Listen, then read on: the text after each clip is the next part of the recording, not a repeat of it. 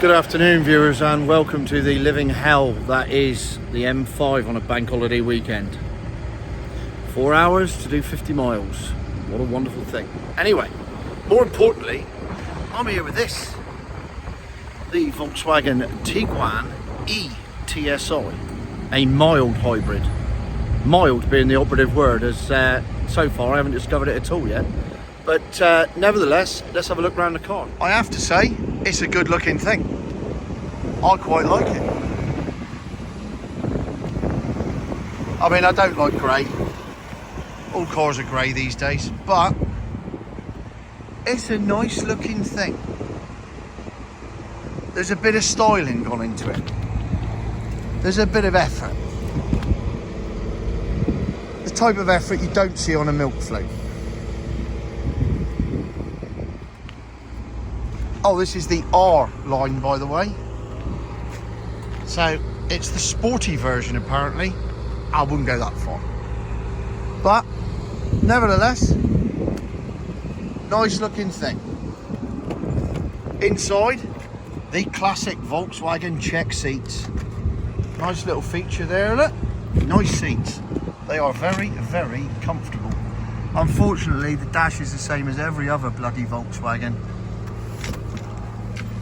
that they make these days, and it's got this stupid stitching on it. But it has got this really weird graphic equalizer, slightly knackered LED phase thing about it that inhibits all the panels. So at least it's not completely dull. But one thing it does have. Sorry everybody, I must have hit stop on the word knob. But yes, the volume knob is very good. Pretty standard fare apart from that, Volkswagen wise. Lots of features on the steering wheel that I haven't bothered with. Flappy paddy gearbox. I mean, why that's there, I have no idea. It's completely and utterly pointless.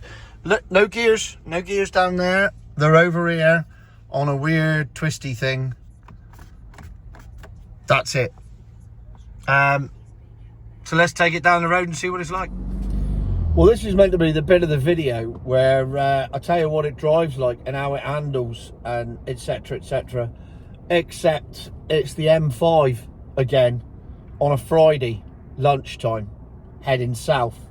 So naturally I'm at a standstill because that's what happens every Friday in July and August. And nobody seems to want to do anything about it. I was hoping I'd get here early enough to miss this, but no, not a chance. So what time I get home now is getting later and later all the time, but it can't be helped. Anyway, back to the TIGUAN. It's the 1.5 eTSi, 150 brake horsepower. I'm not sure where they get the 150 brake horsepower from. I'm sure it's there somewhere. I just can't find it. I mean, you've got a DSG gearbox, but it's just a turning handle thing. There is a sport mode, but much like me wearing a pair of trainers, it doesn't make me sporty. And this sport mode doesn't make this sporty in any way, shape or form whatsoever. As far as I can tell, I've done 147 miles in it and I've played with it. It's done nothing so far. It's got a flappy paddle gearbox. I have no idea why. Again, you know, this is Ashtray on a motorbike territory. Just pointless. Doesn't need one. Why it's there, I don't know. I can only presume that they're trying to purvey this as some sort of top of the range, because it's the R line and it's got all the gadgets. But in 150 brake horsepower 1.5 hybrid, why you'd need a flappy paddle gearbox is beyond me. I suppose it might make it faster off the lights, because you ain't having a race with nothing in this off the lights. 0 to 60 is, I think the official recorded time is something like 11 seconds, but I think that's pushing it, to be honest. It's a bit flat, but it is what it is, isn't it? It's not designed for that. It's designed to get you and your kids in the back and off you go with plenty of room and the dog, and it does, well, it's meant to be really good on fuel economy. It's not looking good for it at the moment. I'm 147 miles into my journey, 143 of which have been on dual carriageway and motorways, and I am achieving 36.6 miles to the gallon, which ain't great, is it? It's not great at all. And from a 1.5 petrol with hybrid, you'd expect a bit more than that, wouldn't you? But no, it ain't happening. So there you are. Unfortunately, that's the way it is. It's not outperforming itself in any way, shape or form. But it's comfy. The seats are lovely. There's lumbar support that blows itself up every time you get in and out of the car. Nice bucket seats, hug you nice and tight. Headrest is comfy. Nice driving position. Lovely armrest. Or completely height adjustable armrest. That's a big thing for me. So, you know, that's it. It is what it is. Oh, everyone's changing lane. Do I now change it? See, there you go, people. The eternal question. You're in a lane in a motorway traffic jam, and then people start to change lanes. Do you follow them, or do you stay in your lane and hope that everything will even itself up eventually? I'm a big fan of the latter, but I used to be a fan of the former. Now, I don't know. Answers in the comments, please. Do you risk it and change lanes? I'm watching the 3 cars in front of me that have pulled into the middle lane. I'm going to stay in the outside lane, and I am catching them back up again already. So it's only been like 30 seconds, so they've gained nothing at the moment. This will be interesting to see how this pans out. We're now slowing up again. We went to nearly 40. Apart from that, to drive, I'd quite happily take one of these on a long journey, but I wouldn't, because it's crap on fuel. And so the whole point of taking someone on a long journey that's not going to blow your mind is surely just to get some decent fuel economy out of it and comfort. Well, you got comfort, but you haven't got fuel economy. So I might as well be in a Range Rover and have proper comfort, not half comfort. And have a refrigerated glove box and all the other extras that come with it. So that's the Volkswagen Tiguan. Yet another, all right. But, you know, it does look pretty.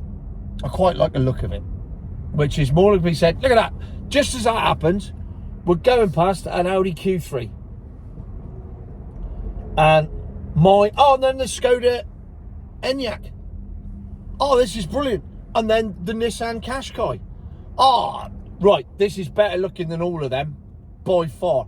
Hyundai Tucson. It's like I can compare people carriers. I got one right in front of me. Look. Look at that, look. There, look. Plug-in hybrid, that is. Pointless piece of shit. That is not as good looking as this. So, alright, the fuel economy lets it down, and the engine is piss poor on performance, but I am the best looking thing in the traffic jam right now. Honestly, there's a Kodiak. It's just people carrier heaven here. You can tell everyone's on holiday for the weekend. Mercedes ML, not really the same thing. What's over there? Hyundai Kona. Still nothing as good looking as this R-Line. So I suppose you can be quite smug about that. You got the best looking thing in the traffic jam. I don't know. Maybe I should get out and interview him. What's next? Come on. I need some more cars to compare. Well, what's that behind me? Oh. Peugeot 3008. Old one. Not a chance. Not even, that's like comparing me to a Gladiator. It's just pointless. So there you go. In conclusion, the Volkswagen Tiguan eTSi R-Line is a nice looking thing. Oh, hang on. No, because it's not as boring as I was about to say. It's the same as a Tesla. It's a nice looking thing, but it's boring. No, it's a nice looking thing. And out of all of this type of car on the model, oh look, there's a Touareg there. I think I'd have a Touareg. But I mean, they used to be a lot bigger, but now they're really not. She is a little bit higher up, and everything's a little bit bulkier, but there ain't a lot of difference between the Tiguan and the Touareg like there used to be. That's for sure. Maybe this is the future, doing car reviews in traffic jams, so you just wait for every competitor to drive past you and then make comparisons.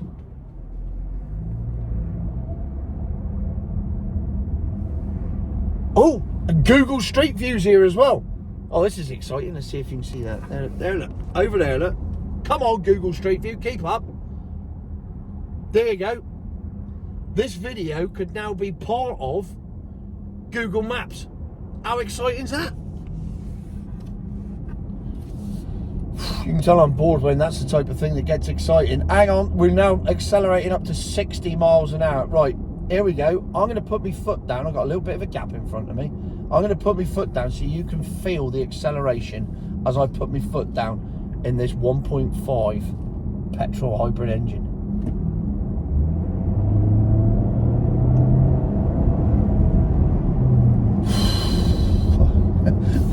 I gotta admit, the delay between me planting my foot on the floor and taking off was about 2 seconds. That's phenomenal.